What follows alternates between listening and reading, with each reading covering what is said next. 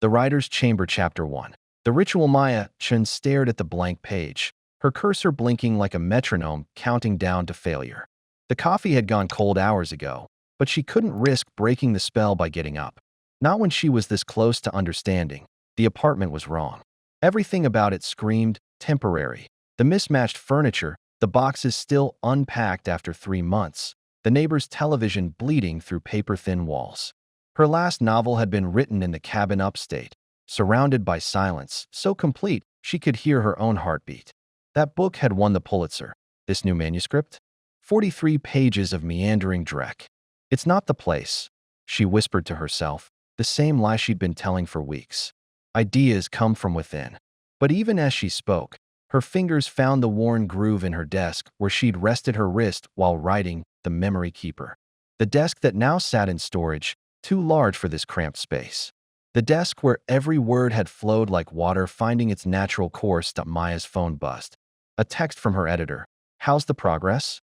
Publisher getting antsy. She typed back. Almost there. Another lie. She was nowhere. Chapter 2. The Discovery Dr. Elena Vasquez had spent her career studying the neuroscience of creativity, but she'd never seen brain scans quite like these. The writer she'd been monitoring, a best-selling novelist who'd agreed to participate in her research, showed dramatically different neural activity depending on where she worked. Look at this, Elena said to her research assistant, pointing to the screen. Same person, same writing task, but the prefrontal cortex activity is completely different.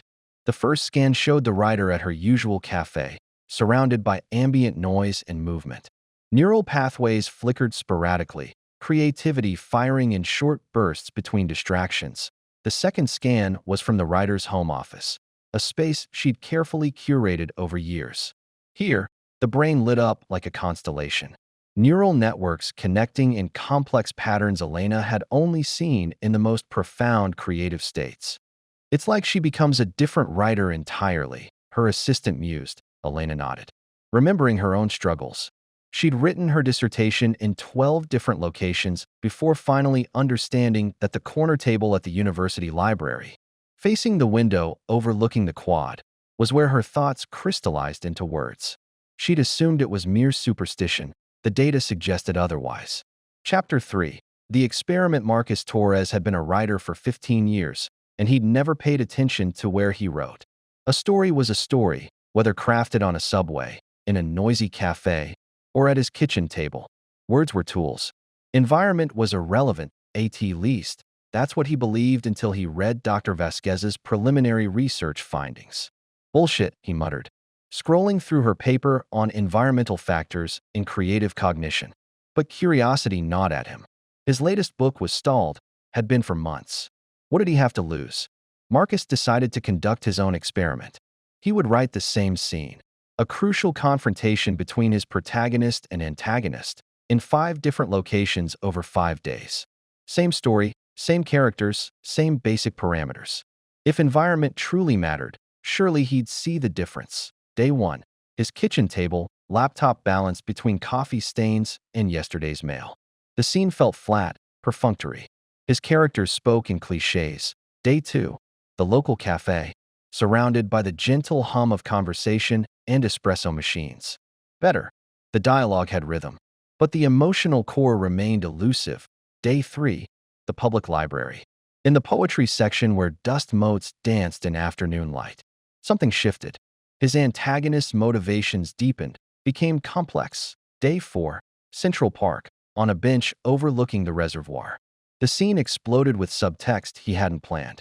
His protagonist's vulnerability emerged like a hidden river breaking through stone. Day 5. His childhood bedroom at his mother's house, where he'd first dreamed of becoming a writer. The words came like breathing. The confrontation became a masterpiece of psychological tension, layers of meaning revealing themselves with each sentence. Marcus stared at the 5 versions, barely recognizing them as the work of the same person. Chapter 4. The Revelation. The Symposium on Environmental Creativity drew writers, scientists, and skeptics from around the world. Dr. Vasquez presented her findings to a packed auditorium, her voice steady despite the revolutionary nature of her claims. We've documented measurable changes in creative output based solely on environmental factors, she announced. Location, lighting, sound, even scent, they all influence the neurochemical processes that govern imagination. In the third row, Chen leaned forward. She'd flown in from New York specifically for this presentation, desperate for answers to her creative drought. The brain doesn't create in isolation, Dr. Vasquez continued. It creates in response to stimuli, to context, to the subtle interplay between our consciousness and our surroundings. What we call inspiration may actually be the optimization of environmental conditions for neural creativity. A hand shot up from the audience. Are you saying talent doesn't matter? That anyone can write well if they just find the right room? Dr. Vasquez smiled. Not exactly. Think of it like this. A violinist may be supremely talented, but ask them to perform in a room with terrible acoustics, poor lighting, and constant distractions, and their music will suffer. The talent remains, but the conditions prevent its full expression. Maya thought of her storage unit, where her lucky desk gathered dust. Chapter 5. The pilgrimage 3 months later, Maya stood in the doorway of her rebuilt writing sanctuary. She'd broken her lease, sold furniture she didn't need, and rented a small cottage 20 miles from the city. The space was simple but intentional, a large window facing east for morning light. Walls painted the pale green that calmed her mind. Built-in bookshelves filled with volumes that had shaped her imagination. And in the center, her desk, rescued from storage. Positioned exactly as it had been in the cabin where she'd written her masterpiece, she sat down and opened her laptop. The same manuscript that had tortured her for months appeared on the screen, but now the words looked different. Not wrong, just waiting. Her fingers found the keyboard, and for the first time in almost a year, the story began to breathe. Chapter 6. The Science of Sanctuary DR. Vasquez's research had evolved beyond simple observation. She now worked with architects and designers to create optimal writing spaces, measuring everything from air quality to color temperature. Her laboratory looked more like an artist's retreat than a research facility. Every writer is different, she explained to a group of visiting journalists. Some need absolute silence. Others require a particular type of background noise. Some write best in chaos, others in perfect order.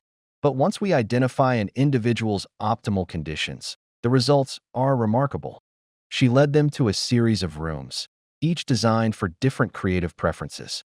The minimalist chamber was stark white with a single desk and chair. The organic room featured living walls of plants and the sound of running water. The nostalgia suite was furnished with vintage items that triggered memory-based inspiration. We're not creating ideas, Dr. Vasquez clarified. We're creating the conditions where ideas can flourish. It's like providing the right soil for a garden. The seeds of creativity were always there, but now they have what they need to grow. In the nostalgia suite, a young novelist was typing furiously, tears streaming down her face as she channeled a childhood memory into prose that would later win a National Book Award. Chapter 7. The community word spread through the writing community like wildfire. Forums buzzed with discussions about environmental optimization. Writers shared photos of their spaces, analyzing everything from desk height to the direction they faced while writing. Marcus Torres found himself at the center of a movement he'd accidentally started. His blog post about the 5-location experiment had gone viral, spawning 1,000 imitations. Writers were abandoning their usual haunts to seek out their perfect creative environments. Some discoveries were profound. The novelist who realized she could only write romance while surrounded by growing things, leading to a greenhouse office that produced 3 bestsellers. The thriller writer who found his voice in a basement room with no windows, where darkness sharpened his imagination into razor-edged prose. Others were simpler. The poet who needed to face north while writing. The memoirist whose creativity bloomed only in rooms with blue walls.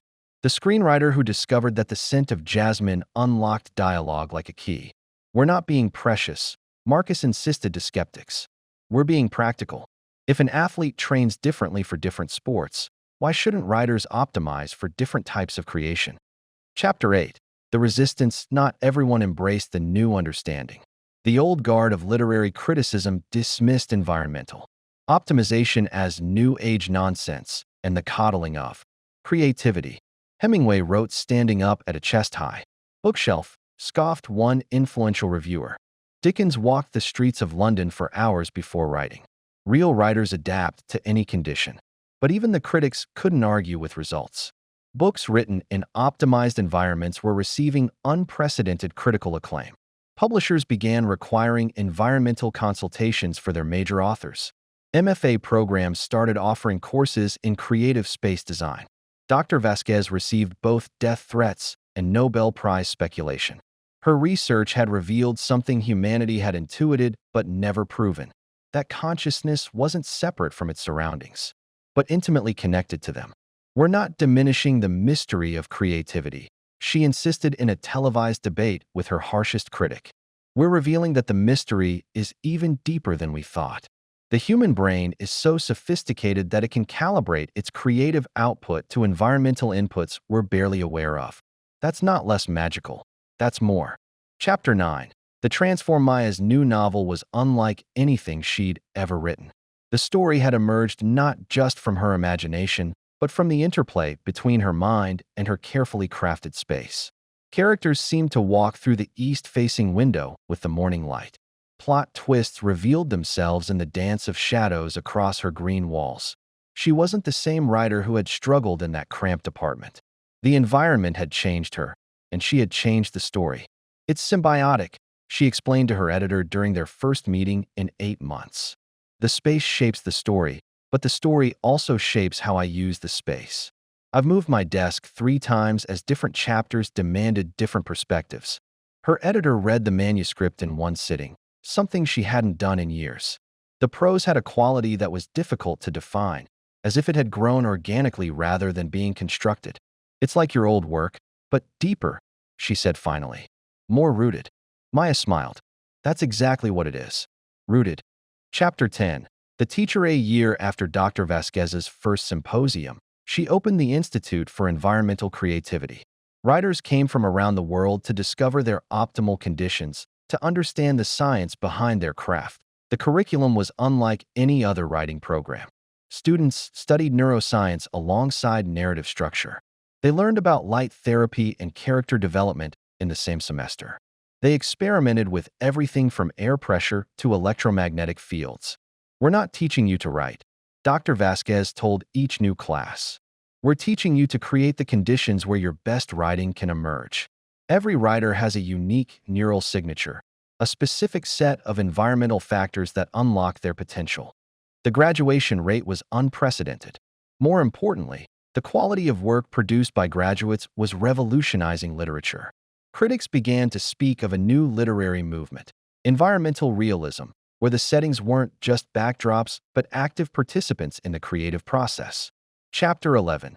The legacy. 5 years after her first failed attempt in the cramped apartment, Maya Chen stood before a crowd of aspiring writers at the Institute.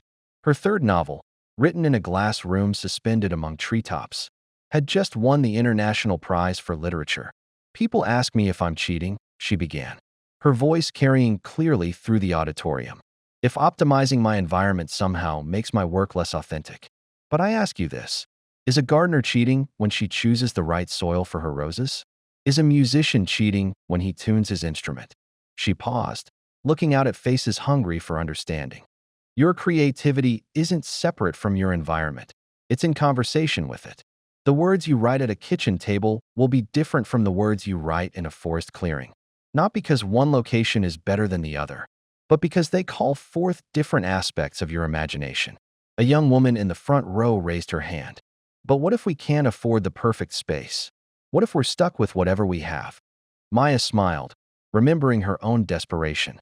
Then you learn to work with what you have while you build toward what you need. I wrote my first novel in a studio apartment with thin walls and noisy neighbors. But I paid attention to what made the writing flow and what made it stop. I learned to recognize the difference between struggling with a story and struggling with conditions that weren't serving me. She gestured to the research posters covering the walls, each one documenting the measurable impact of environment on creativity. This isn't about privilege, it's about awareness.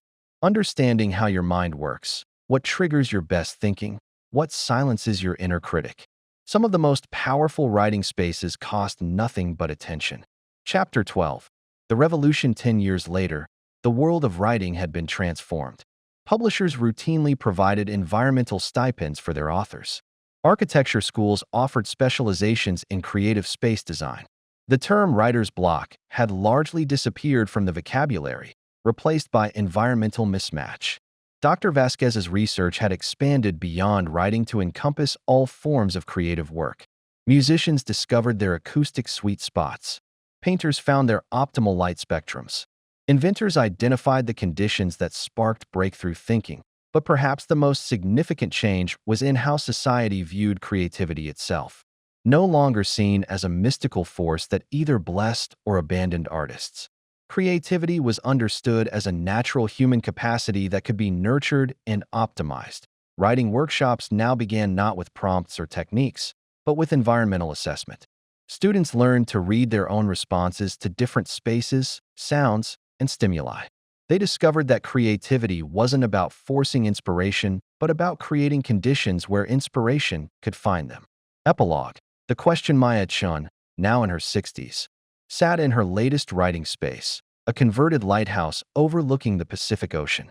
The manuscript before her was her most ambitious yet, a comprehensive exploration of how understanding environmental creativity had changed not just literature, but human consciousness itself.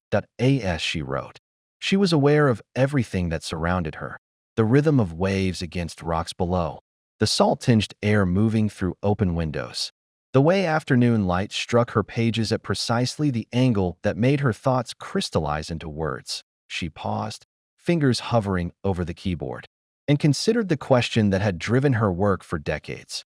What if every human being understood their optimal conditions for thinking, for creating, for being fully alive? The cursor blinked, waiting. Outside, a seabird called across the water, and Maya smiled. Some questions were best answered not with words, but with the life lived in pursuit of them. She began to type, and the lighthouse filled with the sound of possibility becoming real, one carefully chosen word at a time. The end.